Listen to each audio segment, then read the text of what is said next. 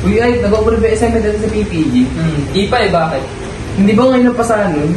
Oy, teka lang, nasa ranking pa ako. Ngayon napasahan nun, bakit ang chill mo pa rin?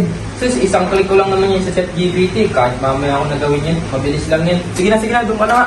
Nasa ranking pa ako. Ganun ba yun? Siguro tayo natin para gumamit ako ng AI. Hep! Ano tong naririnig ko?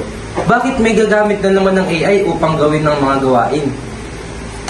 Panahon na siguro upang talakayan ng ating mundo.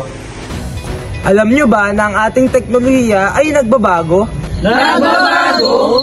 Oo, ang ating teknolohiya ay nagbabago. Sa pag-unlad ng panahon, patuloy na umuunlad ang ating teknolohiya. Umuunlad? Sa pag-unlad ng teknolohiya ay nagbabago ang uri ng pamumuhay ng mga tao. Sana all nagbabago! Isa sa mga produkto ng pag-unlad ng teknolohiya ay ang artificial intelligence. Sa pagpasok ng AI o artificial intelligence sa ating mga buhay, napapadali nito ang ibang mga gawain, tulad ng pagpaprocess ng data, pag-generate ng infos, at pagsasummarize ng mga ito. Ngunit ilan sa mga estudyante tulad natin ay hindi pa rin alam kung paano gamitin ang AI ng maayos.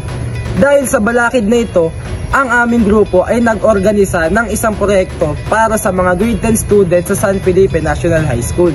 Nakasentro ang aming ginawang proyekto sa pagtuturo sa mga estudyante kung paano gamitin ang AI ng responsable at tama.